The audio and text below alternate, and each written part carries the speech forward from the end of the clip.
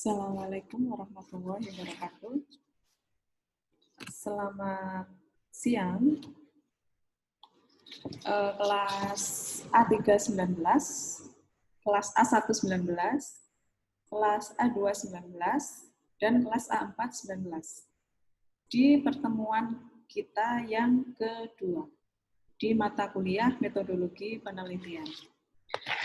Nah, untuk pertemuan kedua ini, saya akan membahas tentang teori perumusan permasalahan penelitian dan penentuan judul KTI. Seperti itu ya. Jadi karena kemarin sudah saya beri pengantar bahwa untuk meneliti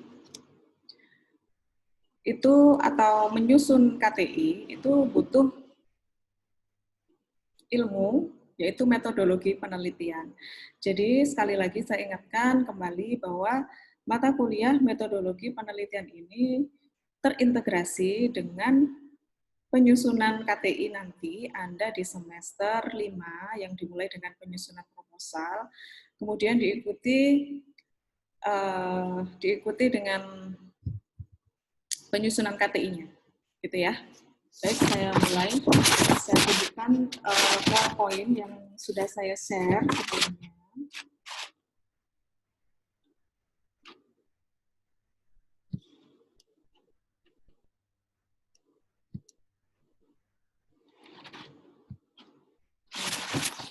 Ya.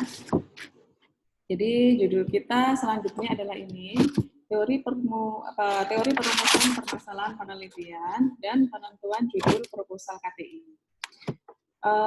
Ini saya integrasikan juga di modul mata kuliah Medpen, ya. Jadi nanti di modul yang akan saya share di siakat yang praktikum metodologi penelitian nanti akan saya share. Berikut juga tugas-tugasnya. Yang pertama, kita nanti akan membahas tentang perumusan masalah penelitian. Gitu ya. Kemudian yang kedua, kita akan menyusun perumusan tujuan penelitian. Nah, yang ketiga, ini perumusan manfaat penelitian. Kemudian yang terakhir nanti penentuan judul proposal KTI di kelas Medpen daring. Ya. Saya mulai dari awal. Nah, perumusan masalah penelitian. Ini di mana sih letaknya? Jadi, secara simpel di mata kuliah Medpen itu Anda harus sudah membayangkan Anda menyusun KTI. Gitu ya. Jadi, Anda Anda harus bayangkan adalah menyusun KTI, di mana KTI itu intinya ya kalau dilihat dari penampakannya dari luar adalah cover. Nah itu saya skip dulu, saya lewati dulu. Kemudian halaman pengesahan, daftar isi, kata pengantar itu saya lewati dulu, ya karena intinya adalah proposal ada dua nanti ya, ketika Anda menyusun KTI itu ada dua, yaitu yang pertama proposal penelitian, yang kedua itu adalah penyusunan KTI.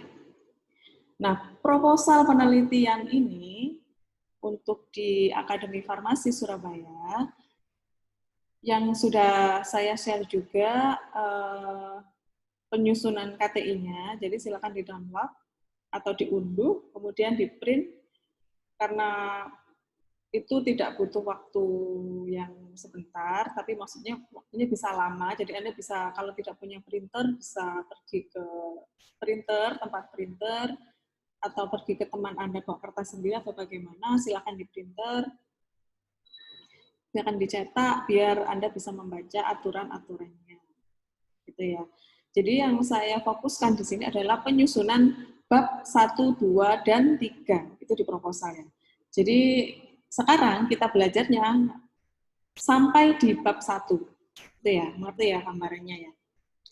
Jadi kalau jangan sampai ada yang bertanya lagi, perumusan masalah penelitian itu apa sih? Di mana sih? Apa itu? Makanan apa? Nah, itu jangan sampai bertanya lagi karena sudah saya jelaskan. Baik, isi dari perumusan di mana letaknya ya sudah tahu ya. Perumusan masalah sekali lagi saya ulang ya. Sekali lagi saya jelaskan bahwa perumusan masalah penelitian itu letaknya di bab 1 subjudul sub 1.1 latar belakang. Nah, jadi bab 1 itu judulnya adalah pendahuluan. Nah, di situ ada subnya 1.1 itu latar belakang. Nah, disitulah nanti Anda akan menyusun rumusan masalah. Maksud di sini rumusan masalah adalah terintegrasi ya. Jadi 1.1 latar belakang, 1.2 rumusan masalah. Jadi tidak akan bisa kita menyusun rumusan masalah kalau kita tidak menyusun bab sebelumnya, yaitu bab latar belakang. Oleh karena itu, di sini saya tulis 1, latar belakang masalah penelitian adalah penjelasan lengkap tentang apa, topik penelitian, dan masalah penelitian yang kita pilih. Serta mengapa, gitu ya. Jadi what or bukan or ya, what and why melakukan penelitian pada topik dan lokasi tersebut. Latar belakang penelitian, research background adalah bagian pertama dan sangat penting dalam penyusunan artikel ilmiah, KTI, skripsi, tesis, dan disertasi. Gitu ya. Jadi, saya ulang lagi, latar belakang penelitian itu sangat menentukan atau menjadi item penting dalam menyusun pendahuluan. Dan biasanya secara fakta, banyak mahasiswa atau peneliti yang merasa rumit gitu ya, menyusun latar belakang. Kenapa begitu? Kenapa latar belakang itu rumit? Karena kata-katanya itu kita susun sendiri, gitu ya. Kita tidak mengambil atau mencitasi tulisan orang. Kita harus punya pemikiran sendiri, pendirian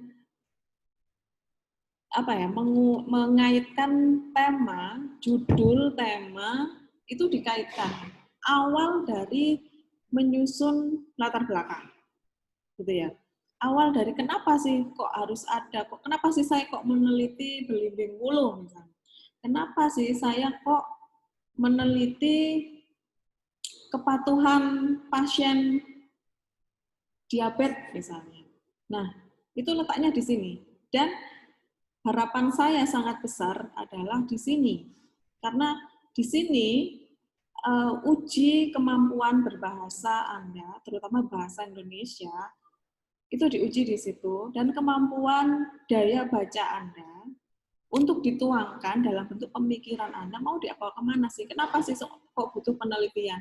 Kenapa sih saya melakukan penelitian itu? Nah, disinilah tempatnya. Itu ya. Selanjutnya. 2. Dengan membaca latar belakang, sudah dapat diketahui apakah pemecahan masalah penelitian yang akan dilakukan termasuk manageable atau researchable. Apa itu manageable atau researchable? Manageable dalam buku metodologi penelitian, apabila alternatif pemecahan masalah yang dipilih dapat langsung diterapkan atau memerlukan penyesuaian melalui uji coba terlebih dahulu. Jadi, untuk menyusun masalah penelitian, ya, bukan menyusun masalah penelitian, menyusun pemecahan masalah penelitian itu dari berbagai pintu. Nah, salah satu pintunya manageable, yaitu dari uji coba terlebih dahulu. Itu bisa dilakukan. Kemudian yang kedua, researchable. Apabila alternatif pemecahan masalah yang dipilih perlu dilakukan melalui penelitian karena merupakan ide baru, inovasi, atau adopsi dari model yang pernah dilakukan di tempat lain dan belum pernah diuji coba di tempat tersebut. Jadi memang betul-betul baru, bukan penelitian pengembangan lanjutan yang sudah pernah dilakukan oleh peneliti-peneliti sebelumnya, gitu ya. Sebenarnya inti dari latar belakang itu sebenarnya seperti ini. Saya analogikan kelas, ya. Saya analogikan saya sebagai dokter, ya. Saya itu perwakilan peneliti. Saya sebagai dokter. Saya punya pasien, begitu ya. Saya punya pasien dengan kondisi latar belakang yang berbeda-beda. Nah, itu saya analisis. Sakitnya apa? Pasien satu, sakitnya sakit perut, mules. Nah, kira-kira apa obatnya? Wah, kalau perut mules itu masih belum jelas gitu. Nah, itu perlu dipertanyakan lagi kepada pasien, gitu ya. Kira-kira lebih mendetail lagi, secara detail, sakitnya apa? Gitu. Yang pasien 2, oh saya sakit kepala Bu, saya sakit kepala. Sakit kepala itu sakit kepala depan, tengah, belakang, dan sebagainya, dan sebagainya. Gitu. Karena sudah begitu juga dengan pasien ketiga, pasien keempat, pasien kelima, dan sebagainya, dan sebagainya. Ketika Anda sudah menganalisis, itu namanya Anda apa ya? Sebenarnya itu ada, sebelum kita meneliti itu ada survei gitu ya. Kita bisa melakukan survei, kira-kira apa sih? Kita menemukan masalah apa sih? Gitu. Ternyata setelah saya sebagai dokter menanyakan selama ini sudah diobati apa, gitu. Nah, si pasien bertanya, yang pasien satu misalnya ya, selama ini saya hanya minum air hangat saja biar perut saya tidak sakit. Padahal kalau ditelisik lebih jauh, sebenarnya saya punya solusi. Saya sebagai dokter, saya punya solusi untuk menyembuhkan pasien yang sakit perut tersebut. Dengan cara menganalisis lebih dalam, sakitnya tuh karena apa? Apakah karena mules, apakah karena mah, atau apa yang sakit dan menyebabkan perutnya sakit, bisa aja. Nah, peneliti itu sama dengan dokter tadi, bahwa peneliti itu sebagai solutif ya. Solutif seperti Bu Tejo itu ya.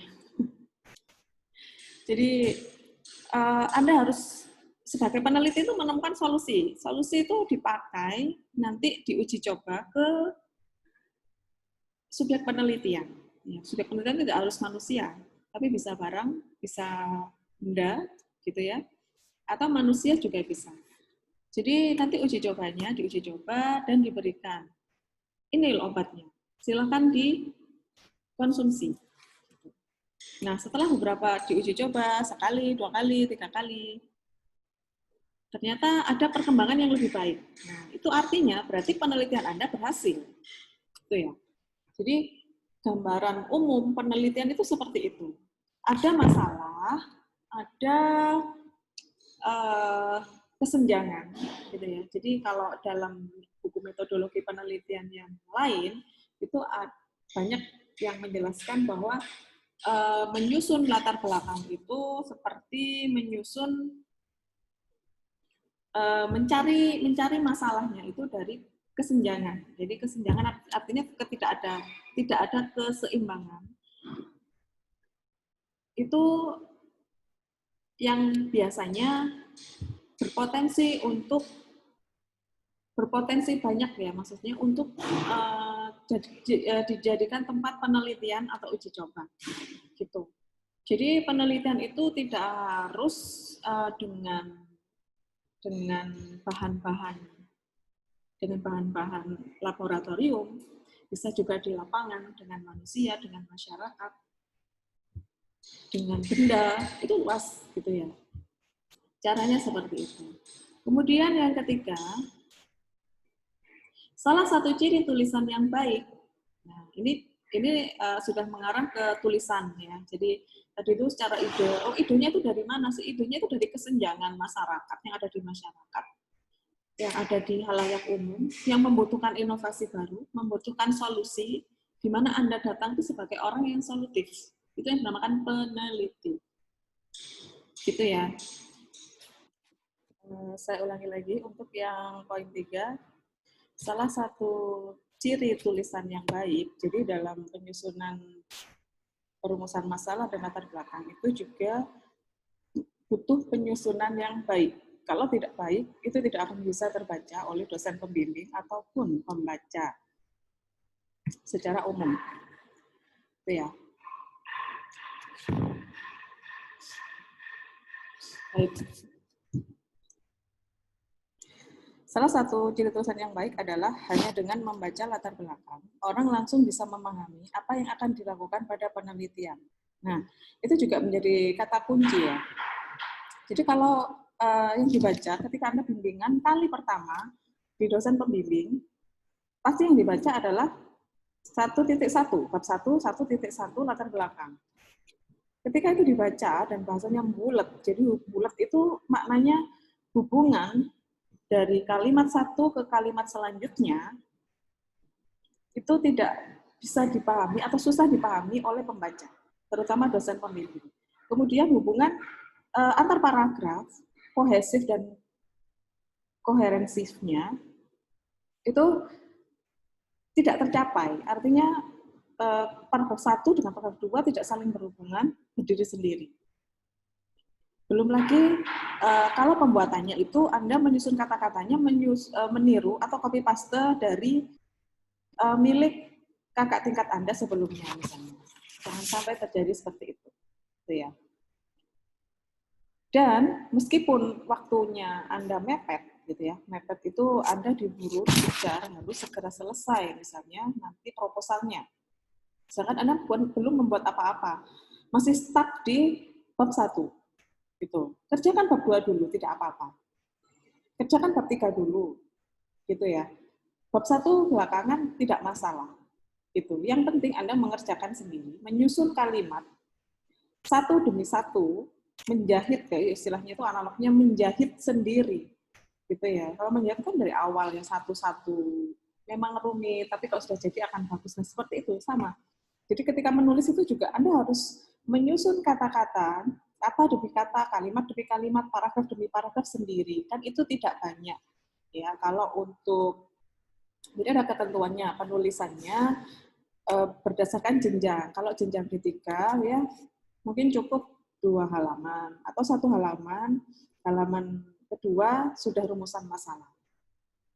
Gitu ya. Nah, itu nanti akan beda jenjangnya kalau nanti Anda di kuliah S1 itu nanti mungkin bisa 2 lembar atau 3 lembar latar belakang. Kemudian kalau mungkin Anda sudah S2, S3 atau Anda nanti akan jadi peneliti aktif gitu ya, mewakili lembaga apa gitu. Itu nanti kalau sudah ada kekuatan untuk menyampaikan, ini loh, saya ingin menyampaikan ini loh dasarnya, saya mau meneliti itu karena ada kesenjangan ini loh, karena ada masalah ini loh. Itu akan lebih mudah Anda mengalir begitu saja ketika menyusun latar belakang. Jadi intinya itu ada trik dari saya, itu sebelum menyusun, itu ketik aja, ngomong saja seperti Anda menyusun buku diari, gitu ya. Anda itu mau cerita tentang apa? Tentang penelitian ini itu maksudnya seperti apa? Anda ingin pencapaiannya itu seperti apa? Gitu. Masalahnya itu di mana? Nah, seperti itu tuh tolong diungkapkan secara leluasa dulu, kemudian baru ditata bahasanya. Gitu ya. Untuk mencapai hal, kembali lagi, untuk mencapai hal tersebut, melalui tinjauan pustaka, maka tulisan pada latar belakang penelitian harus memuat 6 hal. Nah, ini ada karakteristiknya ya. Ini saya ambil dari buku, salah satu buku. 1, objek penelitian. Jadi, objeknya itu di mana? Itu Anda ceritakan. Yang kedua, metode-metode yang ada terkait objek penelitian. Jadi, Anda mau membuat strategi seperti apa? Gitu. Yang ketiga, kelebihan dan kelemahan masing-masing metode tersebut.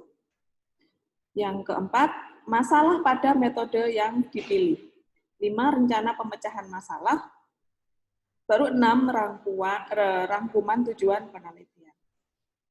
Jadi intinya itu sama ya. Jadi tiap buku metode penelitian itu hampir sama, bahwa latar belakang itu sebenarnya menceritakan ya, kalau untuk penyusunan KTI atau penyusunan skripsi atau disertasi atau tesis itu intinya itu Anda menyampaikan ada kejadian yang membutuhkan pertolongan peneliti gitu ya.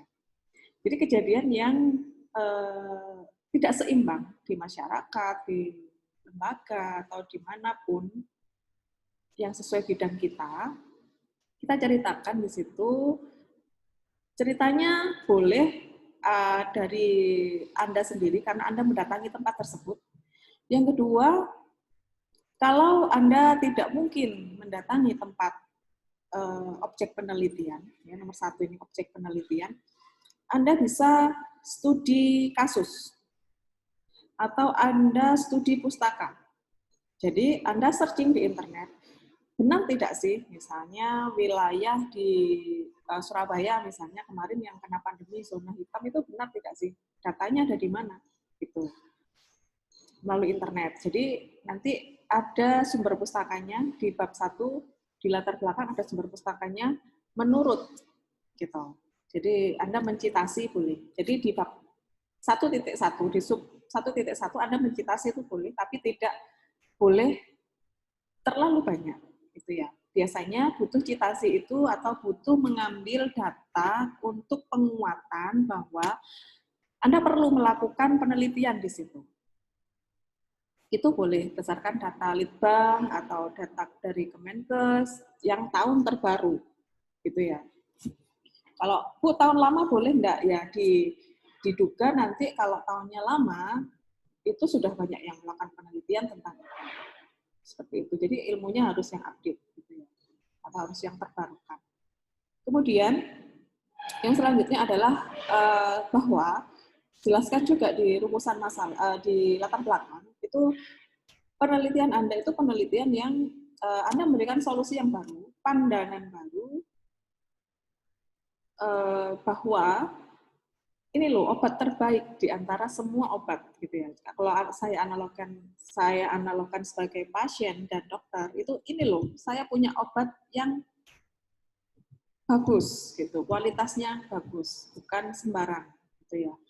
Punya kebaruan, kemutakhiran, itu di latar belakang dijelaskan bahwa Anda percaya bahwa obat yang Anda atau solusi yang akan Anda berikan kepada masalah. Assalamualaikum, Bu Lia. Hai, apa? Aku tak kesini ya, baru bawa.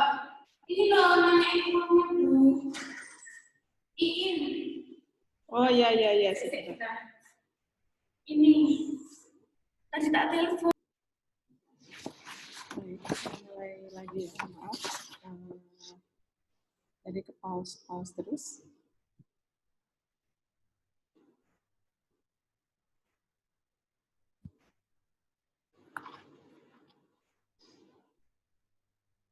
Nah, saya akan mulai, maaf.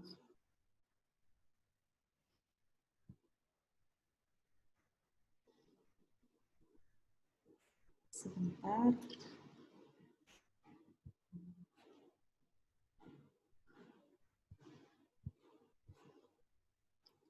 Ini PDF-nya. Saya akan kembali ke layar.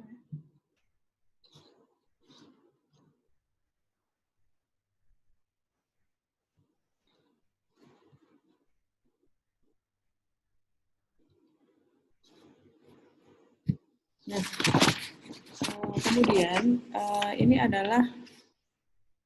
ini sudah ya bab ini. Sekarang kita lanjut ke pembahasan rumusan masalah, tetap ya di rumusan masalah.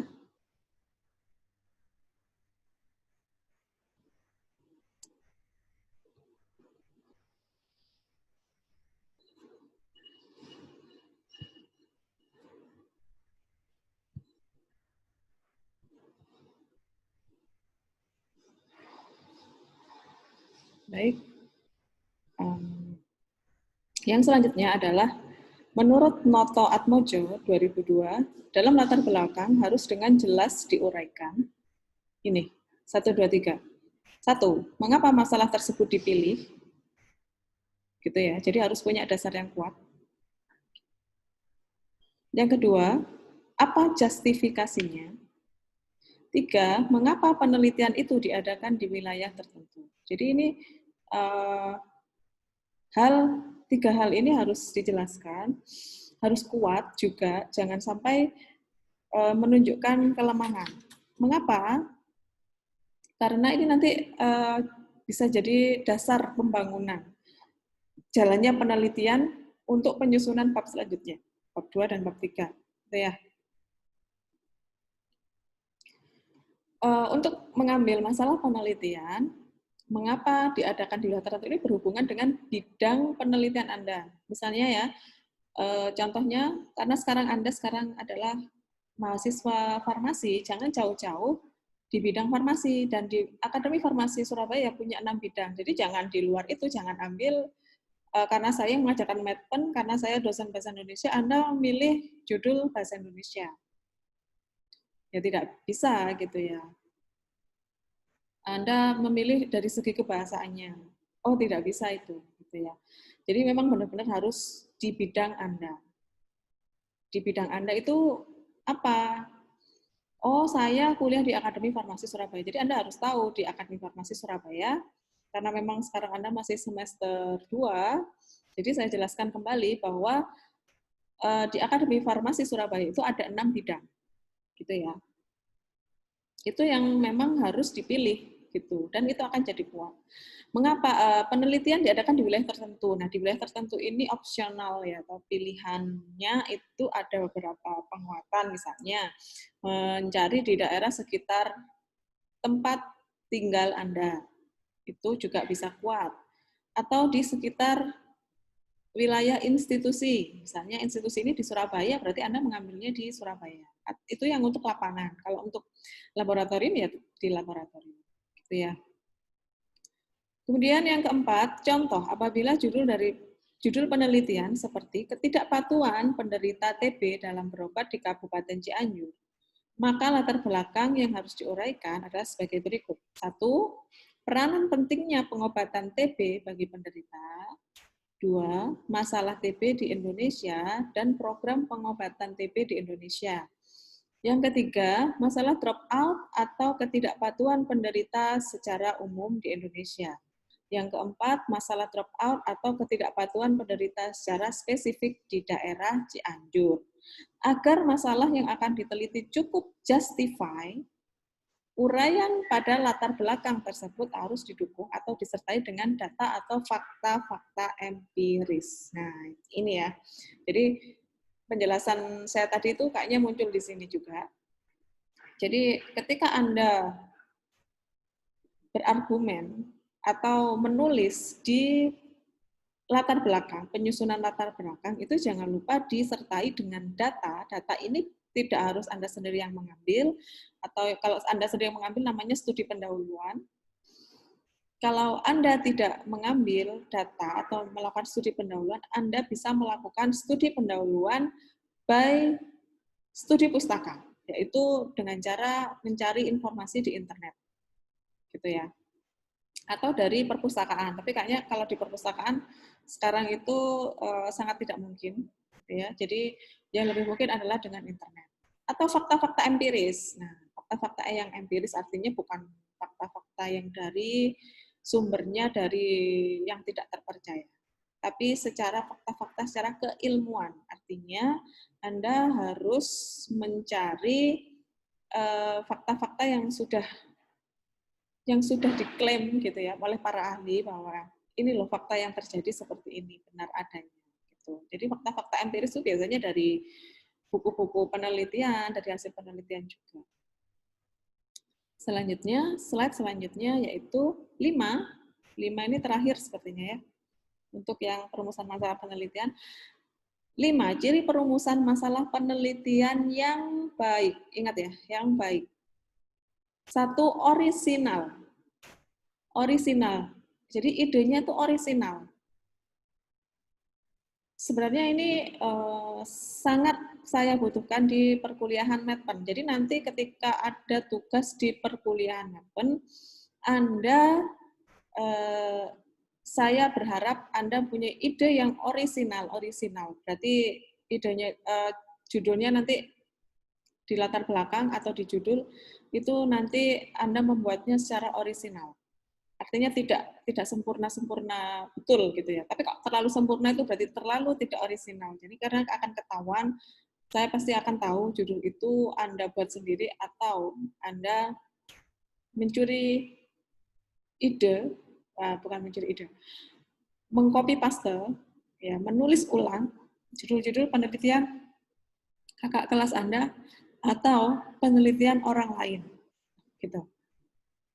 Misalnya pengembangan teori, informasi atau metode baru. Yang kedua, perumusan masalah penelitian yang baik adalah bermanfaat untuk bidang ilmiah maupun aplikatif. Ini agak berat ya. 3, pernyataan yang jelas tentang masalah penelitian. 4, aspek kelayakan dari segi biaya, waktu, alat, keahlian, subjek penelitian. Nah, ini poin keempat ini ya untuk Anda yang menyusun KTI sungguh sangat dipermudah untuk yang aspek 4 ini. Karena penelitian untuk penyusunan KTI itu kan Anda harus meneliti. Dengan penelitian yang sesungguhnya yang dilakukan oleh para peneliti itu agak berbeda. Berbedanya adalah di poin 4 ini. Gitu ya. Jadi untuk poin 1, 2, dan 3 itu sebenarnya masih bisa sama gitu ya. Tapi kalau untuk poin 4 ini, inilah bedanya. Peneliti sesungguhnya dengan peneliti untuk penyusunan KTI. Gitu ya. Tempat kita atau tempat saya dan Anda adalah di penyusunan KTI di mana dari segi biaya, waktu, alat, keahlian, dan subjek penelitian itu sangat-sangat bisa dikondisikan. Gitu ya. Bukan penelitian yang sesungguhnya. Karena penelitian yang sesungguhnya itu minimal 1 tahun. Sedangkan Anda tidak akan sampai 1 tahun. Gitu. Itu akan diharap sudah selesai. Jadi sangat kondisional, sangat berhubungan karena Anda punya dosen pembimbing, itu perbedaannya. Kalau peneliti yang sesungguhnya tidak punya dosen pembimbing, tapi punya reviewer atau yang akan menilai, gitu ya. Tapi kalau untuk KTI Anda punya dosen pembimbing. Nah, seperti itu. Jadi wujudnya bagaimana rumusan penelitian itu nanti Anda bisa melihatnya di perpustakaan atau saya juga tidak tahu ya kalau di masa pandemi ini harus bagaimana. Menurut saya sih Anda perlu ke perpustakaan. Mungkin satu kelas itu perwakilan, gitu ya. Nanti di copy bareng-bareng atau bagaimana. Yang penting Anda tahu wujudnya dari proposal KTI di Akademi Farmasi Surabaya itu bentuknya seperti apa, gitu ya. Insya Allah minggu depan saya bawakan, saya akan pinjam di perpus biar Anda tahu bentuk wujud dari proposal KTI dan KTI Akademi Farmasi Surabaya. Lanjut selanjutnya ya. Nah, ini sebenarnya ini poin berapa ya? Oh, maaf. Ini kayaknya ini sebenarnya untuk masih langkah 1 ya, langkah 6. Langkah-langkah perumusan masalah. Latar belakang masalah berupa analisis situasi yang harus menjelaskan mengapa penelitian perlu dilakukan. Identitas masalah menjelaskan faktor-faktor yang diduga berhubungan atau penyebab terjadinya masalah yang perlu ditunjang data kuantitatif atau kualitatif yang berasal dari teori atau penelitian sebelumnya. Jadi itu tidak harus sih. Jadi tadi kan ada 2 ya pilihannya. Yang pertama, mengembangkan penelitian sebelumnya atau membuat variasi yang sedikit berbeda dengan penelitian sebelumnya, atau Anda benar-benar baru. Itu masalah baru yang belum banyak dibahas orang. Nah, itu biasanya agak susah. Biasanya benar-benar peneliti yang melakukan. Biasanya kalau untuk mahasiswa, terutama menyusun KTI, biasanya idenya itu banyak datang dari dosen pembimbing yang punya rencana untuk mahasiswa-mahasiswanya dengan judul-judul yang agak beda tapi bervariatif gitu ya. Itu apakah boleh, Bu? Boleh. Ya, itu namanya penelitian berpayung. Jadi nanti dosen itu bisa membuat peta konsep atau rencana penelitian untuk mahasiswa bimbingannya. Yang kedua, identifikasi masalah. Oh, sudah ya. 3, pembatasan masalah penelitian berdasarkan justifikasi, adekuasi, dan visibilitas penelitian yang akan dilakukan. Pembatasan masalah adalah upaya membatasi atau memfokuskan. Nah, kayaknya saya lebih sepakat ini ya, memfokuskan, bukan membatasi masalah dengan formulasi yang memuat antara lain A sampai H. A, kelayakan masalah. B, besar luas masalah. C, urgensi dari masalah. D, wilayah geografis yang terpengaruh. E, karakteristik populasi sampel penelitian. F, faktor-faktor yang mempengaruhi masalah. G, upaya yang pernah dilakukan untuk mengatasi masalah serta keberhasilan dan kekurangan upaya tersebut. H, prediksi terhadap keberhasilan penelitian untuk menjawab masalah penelitian. Ya, silakan dibaca sendiri. Nanti saya beri materinya ya di Siakat. Selanjutnya, yang terakhir ya, ini benar-benar terakhir, karena yang kedua nanti kita akan ke tujuan. Jadi materi 1 ini untuk menyusun latar belakang dan rumusan masalah. Yang ketujuh, evaluasi masalah penelitian didasarkan pada 5 karakteristik ini. 1, menarik. 2, bermanfaat. 3, hal yang baru. Jadi sama sekali baru gitu ya. 4, dapat dilaksanakan. 5, tidak melanggar etika. Jadi etika itu ada etika apa? Etika penulisan. Gitu ya. Jadi etika itu tidak hanya perbuatan saja, tapi etika penulisan. Baik, seperti itu ya. Semoga Anda mengerti cara memahami, menyusun latar belakang, dan rumusan masalah. Bu, kalau di rumusan masalah itu bahasanya, sekedar bahasanya, coba dilihat sendiri di pedoman dan di perpustakaan gitu ya, silakan datang bagaimana bentuknya, karena di template-nya itu sudah ada. Insya Allah minggu depan saya buka template-nya karena minggu depan masih dengan saya gitu ya. Dan harapan saya untuk penyusunan rumusan masalah ini Anda sudah paham. Jangan lupa tata bahasanya itu ditulis. Jangan seperti berbicara, tapi menulis secara formal. Ingat itu aja, gitu ya. Jangan memakai kata-kata yang disingkat, tulisannya harus jelas, kapitalnya itu harus di awal kalimat, dengan ketentuan kapital-kapital yang lain, misalnya nama orang di tengah juga harus pakai kapital, itu juga harus dipakai, gitu ya. Makanya, saya ingatkan sekali lagi, untuk menyusun latar belakang dan rumusan masalah itu, butuh waktu yang lumayan berpikir lama. Menurut saya, kalau saya contoh kasus, kalau saya menulis jurnal atau menulis artikel untuk jurnal, itu kan sama sebenarnya ya. Kita harus menulis latar belakang, rumusan masalah, metode penelitian. Itu yang saya kerjakan apa aja, Pak? Itu metode penelitian dulu ke bawah. Metode penelitian, analisis, kemudian sampai daftar pustaka. Simpulan daftar pustaka itu saya kerjakan dahulu. Mengapa? Karena pendahuluan saya tidak mau ada salah persepsi dalam penyusunan kalimat yang saya buat di artikel. Seperti itu. Saking ingin agar terbaca dengan jelas di situ. Karena memang visi misi dari KTI, penyusunan KTI atau penelitian itu memang ada di latar belakang gitu. Jadi tolong sekali lagi diingat-ingat ya, nanti ketika Anda menyusun KTI dan proposal, tolong dosen pembimbing itu bukan editor. Gitu ya. Saya nggak bisa, Bu. Terus misalnya ada dosen pembimbing yang menanyakan, dulu metodologi diajari apa? Nggak ada, Bu. Jangan sampai bilang begitu ya.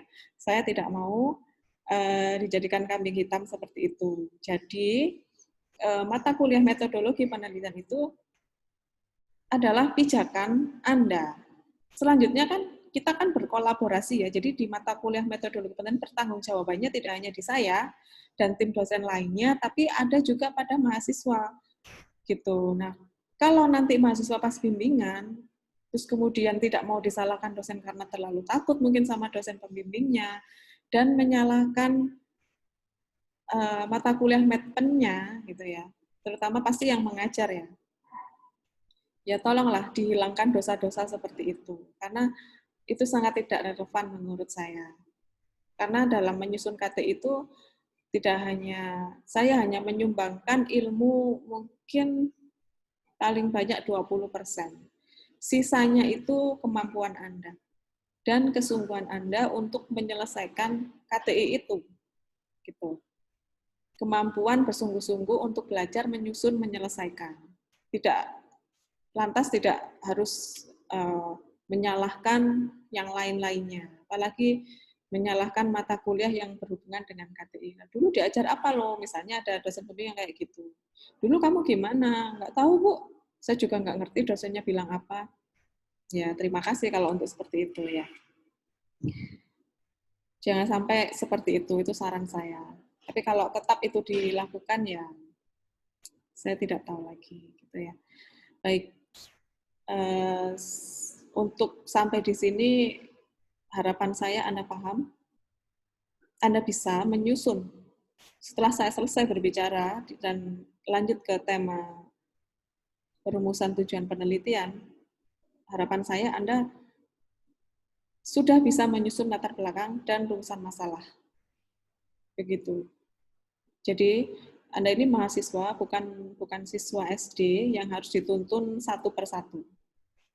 Jadi terimalah ilmu di perguruan tinggi itu secara abstrak, karena dosen juga kebanyakan akan menjelaskan secara abstrak. Tidak sejelas-jelasnya seperti Anda duduk di sekolah dasar. Karena kenapa seperti itu ya? Karena Anda sudah mempunyai pemikiran sendiri. Tidak, ibaratnya kalau gelas itu Anda sudah terisi. Tinggal memenuhi saja, sudah terisi 7/8-nya. Sisanya itu ya ilmu dari perguruan tinggi, karena Anda sudah punya ilmunya. Bahasa Indonesia dari kecil Anda sudah belajar KBBI, belajar ejaan. Masa saya harus mengulang lagi? Nah, itu logikanya, gitu ya. Jadi saya berharap Anda sudah bisa menyusun latar belakang dan rumusan masalah. Baik, selanjutnya setelah rumusan masalah 1.2 itu rumusan masalah ya, 1.3 itu tujuan penelitian. Di sini ada, coba saya lihat dulu, ada 2, 3, ada 3 saja. Yang pertama, tujuan penelitian merupakan apa yang ingin dicapai oleh peneliti dalam melakukan penelitiannya. Ini pengertiannya ya. Tujuan dari penelitian tidak sama dengan tujuan peneliti. Sering kita jumpai di beberapa skripsi atau penelitian pada mahasiswa bahwa tujuan penelitian adalah sebagai salah satu syarat lulus pendidikan. Tujuan tersebut bukan merupakan tujuan penelitian, ya.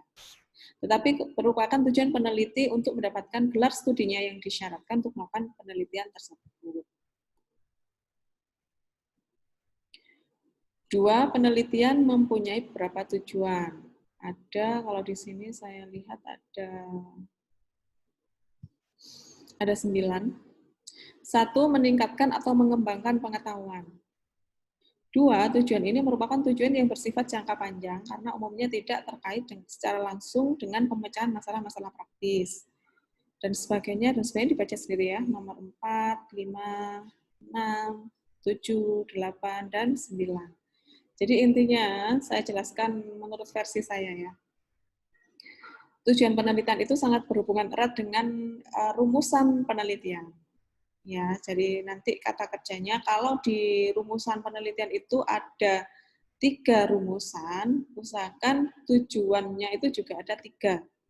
Gitu ya. Kalau di tujuan maunya ada tujuan umum dan tujuan khusus, maka imbangnya itu nanti di rumusan masalah juga ada rumusan masalah umum dan rumusan masalah khusus. Kalau di rumusan masalah tidak pakai rumusan masalah umum dan rumusan masalah khusus, ya di tujuan tidak perlu. Gitu. Intinya samakan, jangan sampai berbeda. Untuk pastinya nanti ini bisa dilihat di pedoman KTI. Gitu ya. Jadi ada nanti itu bagaimana. Nah, ini bahasanya, ini saya bacakan dulu. Tujuan penelitian umum adalah persyaratan spesifik yang menggambarkan luaran yang akan dihasilkan dari penelitian yang diusulkan, dapat bersifat global, jangka panjang, dan lebih abstrak. Gitu ya. Jadi sebenarnya itu memayungi penelitian khusus gitu. Tujuan khusus gitu ya.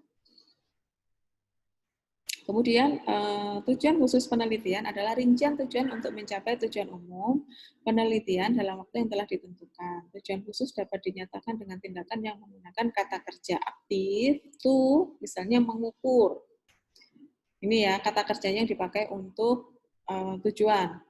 Untuk mengukur, untuk mengidentifikasi, untuk menentukan, untuk membandingkan, dan dapat dalam kalimat pasif.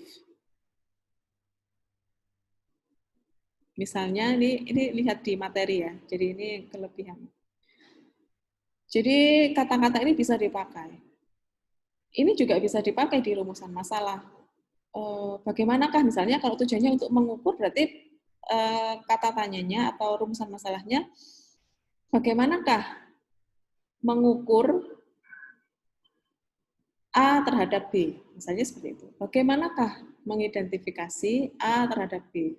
Jadi tujuannya untuk mengidentifikasi A terhadap B. Seperti itu aja. Jadi bahasanya pun hampir sama. Cuman kalau di rumusan masalah itu pakai tanda tanya dan pertanyaan bagaimanakah itu yang paling disarankan. Kemudian kalau selain bagaimanakah, aspek 5W1H itu saya pikir belum layak ya. Kalaupun ada beberapa dosen pembimbing yang masih memakai apakah gitu ya. Tapi ya sudah, menurut saya sih solusinya nanti bergantung pada dosen pembimbing Anda masing-masing. Mudah kan untuk tujuan penelitian? Selanjutnya, manfaat penelitian. Nah, ini ada 2 ya. Manfaat penelitian itu, kalau di sini saya bacakan dulu, merupakan dampak dari pencapaiannya tujuan. Manfaat penelitian umumnya dipilah menjadi 2 kategori, yaitu teoretis. Ya, ini salah ya, kan teoritis, tapi teoretis. I-nya ini diganti E. Akademis dan praktis, teoretis atau akademis, praktis, dan praktis atau pragmatis. Kegunaan teoretis berkait dengan kontribusi tertentu dari penyelenggaraan penelitian terhadap perkembangan teori dan ilmu pengetahuan serta dunia akademis.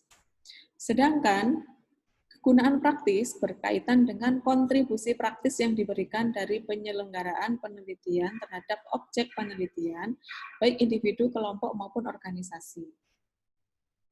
Jadi intinya penyusunan manfaat penelitian di 1 titik berapa?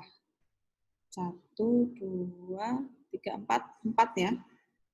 1.4 manfaat penelitian itu ada 2, manfaat teoretis, manfaat praktis. Nah, cara menuliskannya bagaimana? Lihat nanti di panduan. Gitu ya.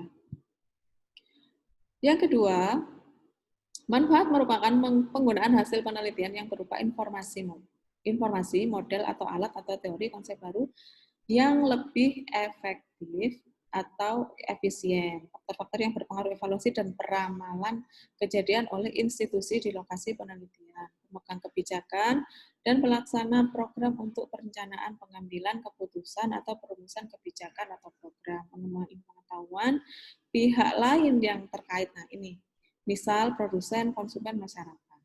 Jadi manfaat secara praktisnya, ya, teoretis dan praktisnya. Yang praktisnya itu biasanya untuk kalangan orang lain gitu ya, orang di sekitar kita atau pihak-pihak yang berkaitan erat dengan penelitian Anda. Secara teoretis ya, secara teori.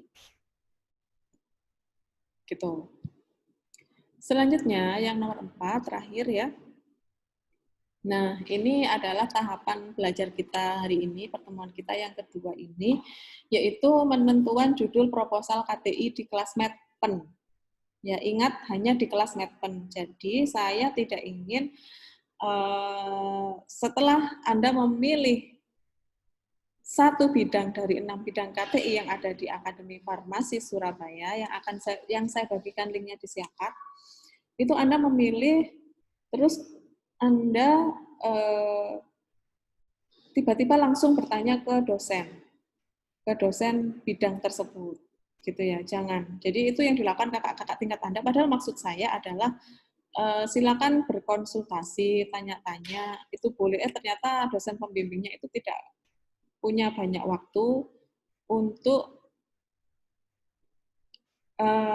berbincang-bincang dengan mahasiswa yang bukan anak bimbingnya. Jadi maksud saya dulu itu adalah biar mereka ada pengetahuan kalau bidang misalnya mikrobiologi itu dosen pembimbing itu bidangnya apa saja. Nah itu ternyata saya skip ya, jadi saya ganti, saya batasi ini hanya sekadar untuk memilih saja satu bidang dari 6 bidang KTI yang ada di Akademi Farmasi Surabaya. Nanti silakan isi Google Form-nya.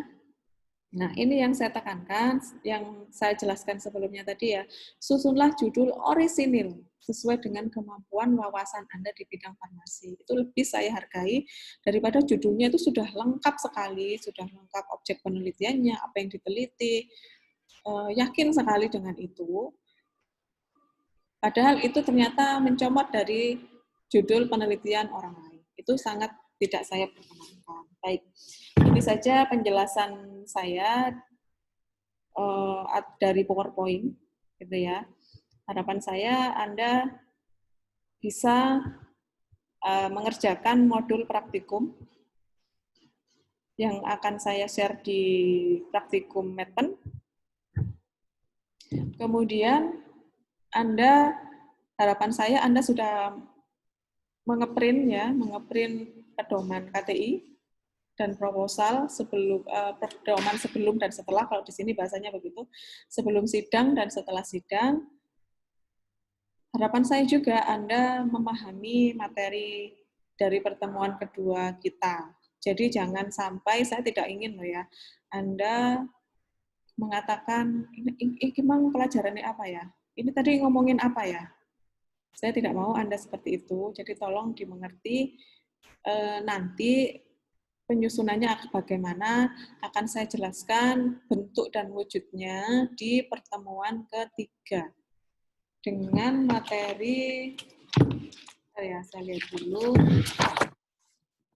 Pertemuan ketiga kita nanti akan membahas tentang studi pustaka, pengutipan, dan referensi. Nah, nanti akan saya bawakan, insya Allah akan saya bawakan contoh proposal, gitu ya. Jadi Anda bisa langsung melihat. Sekian penjelasan dari saya. Semoga Anda bisa memahami lebih, itu harapan saya, karena itu akan membuat hati saya lega gitu ya di kelas Medpen ini, karena banyak yang